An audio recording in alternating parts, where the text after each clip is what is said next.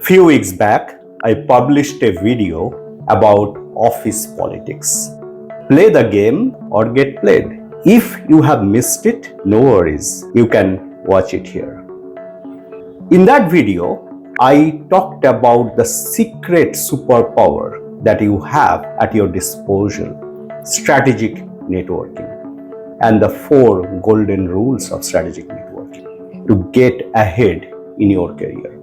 And then I got a wonderful question from Rachika Singh. Thank you, Rachika, for the question. And her question was, how do I even reach out to someone and connect to someone and ask for a coffee if I don't know that person at all? Fantastic question, wonderful question. And this is the same question I have got from many others. And this is what I do when someone is asking a question like this.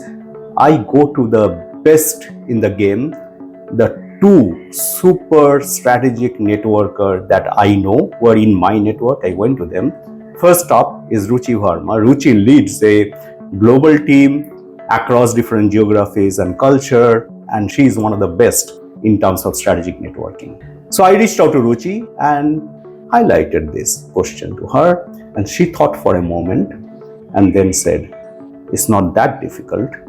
You can always find out someone in your network who can introduce you to the other person. So for example, you have another acquaintance and you want to reach out to person X, you can go to person Y who is in your network and ask that person to introduce you to that other person. And it works like a charm. The second is, suppose you are not able to do that, you find a common ground. And what is a common ground? Sometimes it could be that the person is from the same school, maybe your senior or junior, maybe from the same region, maybe from the same city, maybe following the same football team or some cricket team or whatever. Like you have some common interest. And I'm sure the person would be much more willing to meet you if you go through either the common person that you are known to or common ground. Now you may be thinking, how do I know even the common ground? I don't know that person at all. Welcome to the social and digital media then. You go and do a little bit research about that person on LinkedIn or on Facebook or other social media. See what that person is talking about, what that person is interested in, which book he or she is reading, which topics he is commenting on or bringing out posts. All these is an indication of the common interest and common ground, and this is what I have seen the second person in my network who is doing it extremely well, the strategic networking, Niladri Datta. He has mastered it. How to warm up a cold network and a person with a cold networking to a warm relationship. I have seen him doing it very efficiently.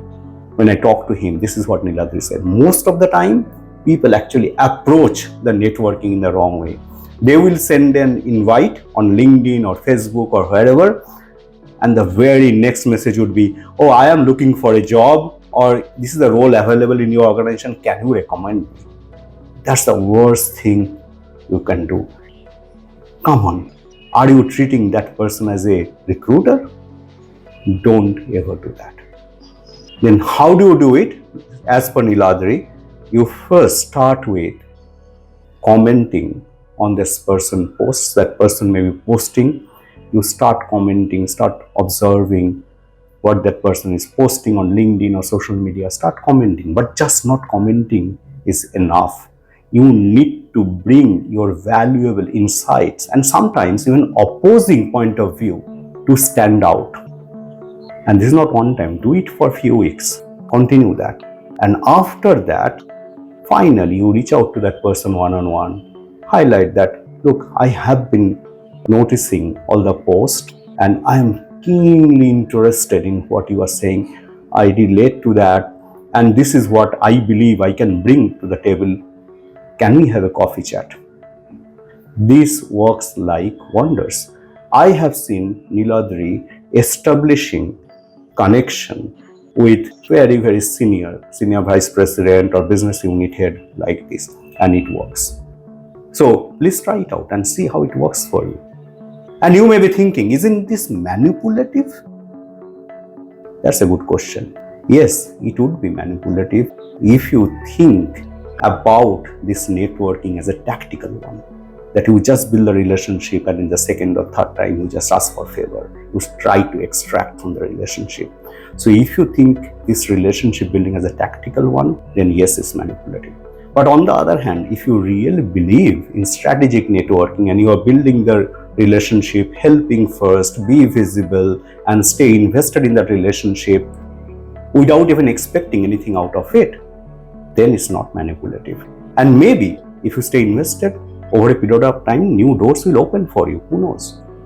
And if it still feels like very daunting, you don't know how to go about it, or you are shying away, reach out to us. At Leaderion, we help professionals like you to master the art of strategic networking, executive communication, presence, self-leadership, and we have framework, compass, and North Star. We have taken 300 plus individuals and leaders like that, and they benefited. So don't wait, reach out to us, and we are there to help you because we believe you deserve the best. And one last thing. You know what is the biggest roadblock in reaching out, making new connection? Is us. Because many times we hesitate thinking, oh, what will happen if I get rejected? If that person is not responding, what will happen? So it hurts our ego. So when you are reaching out and trying to create a new network, have your ego low and self-esteem high. And get out of your own way. By the way, this is the rule number 1 of 7 Rules of Power. It's a famous book by Jeffrey Pfeiffer, fantastic book on networking. And we'll talk about it more some other time. Till then, happy networking. Go for your first coffee with a stranger who is not in your network. Try it out. All the best to you.